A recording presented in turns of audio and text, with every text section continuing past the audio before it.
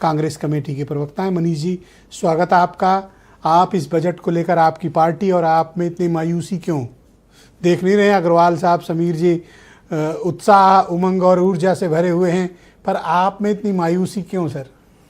नहीं, हम मायूस नहीं हैं, लेकिन हम विपक्ष हैं। जनता को सच बताना हमारा काम है। तो ये मायूसी शब्द गलत है। मायूस जनता है इनके इस बजट से, जिसमें सिर्फ छल के अलावा कुछ नहीं है। और ये चूंकि लगातार छल किया करते हैं, तो इस बजट में कर दिया तो क्या गलत किया। तमाम बातें यहां पर हो रही है, मैं क्रम से उनके बातों के जवाब दे दूं। देखिए, जो धोखा देने की आदत है इनकी, वो पहले ही पन्ने से शुरू हो गई। एक बड़ा लंबा चौड़ा बांधा इन्होंने कि हम 3 कर्तव्यों से प्रेरित हैं। पहला कर्तव्य है उत्पादकता और प्रतिस्पर्धा को बढ़ाएंगे। मैन्युफैक्चरिंग सेक्टर का टारगेट इन्होंने रखा था कि 25% पर ले जाएंगे जीडीपी पर। अरे साहब, 16 तो आप मेंटेन नहीं कर पाए, आ गया 12.8 पर, यानी मैन्युफैक्चरिंग बढ़ने के बजाय घट रही है। दूसरा कर्तव्य, लोगों की आकांक्षाओं को पूरा करेंगे। 1/3 आदमी इस देश में, यानी जनसंख्या का 1/3 आदमी 100 रुपये प्रतिदिन पर निर्भर कर रहा है।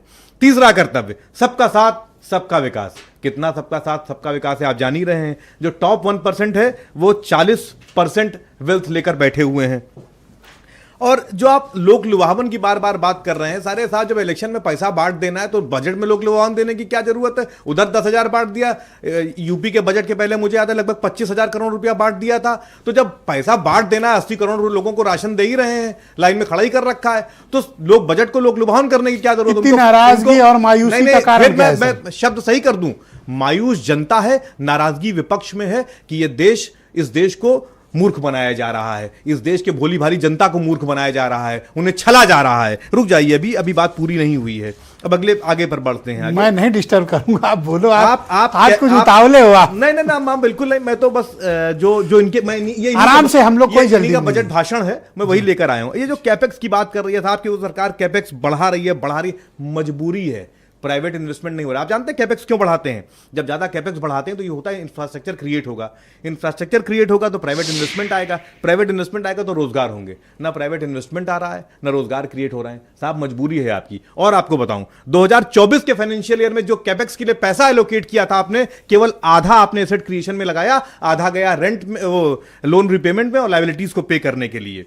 प्राइवेट जो शेयर था इन्वेस्टमेंट में, वो 2015-16 में 40% था, वो घटकर पहुंच गया 33%। अरे पूछिए तो कभी सवाल साहब कि प्राइवेट। मुझे खुशी है इस बात की, इस डिबेट में इतने काबिल और विद्वान सवाल तो उठना ही चाहिए। मैं अप्रिशिएट करता हूं कि आप सवाल भी प्राइवेट डीप रिसर्च करके क्यों घट रहा है प्राइवेट। हमारे दर्शकों के लिए रेलवे की स्थिति देखिए, आए दिन वायरल होते हैं वीडियो कि बाथरूम में लोग घुसे हुए हैं। आप रोज बेवकूफ बना रहे हैं साहब कि वो बुलेट ट्रेन चला देंगे 1 लाख करोड़ लगा के। तो 7 उच्च गति के रेल कॉरिडोर क्यों बनाएंगे? रेल कॉरिडोर जो चला पा रहे हैं वो तो चला नहीं पा रहे हैं। आप बाथरूम में लोग घुस के लटके हुए रोज मर रहे हैं उसको तो आप मेंटेन नहीं कर पा रहे हैं। अरे नॉर्मल सुविधाएं दे दीजिए ना साहब, उसी के वो चाहते। कोई आपको ऐसी चीज नहीं दिखी इतना मेहनत? अभी बात पूरी ही नहीं हुई ना, अभी बात पूरी ही नहीं हुई। रुक जाइए, में बोल लीजिएगा। नहीं, रुक जाइए, अभी रुक जाइए। उसके बाद आप देखिए साहब, क्या पूरा उठा लाया हो गया सब? पूरा बजट लाया हूं। अच्छा ठीक है, पूरा बजट लाया हूं मैं सर। आपके पास 30 सेकंड और है सर। उसके बाद आप देखिए कई सारे ऐसे इश्यूज हैं जिन्होंने टच ही नहीं किए।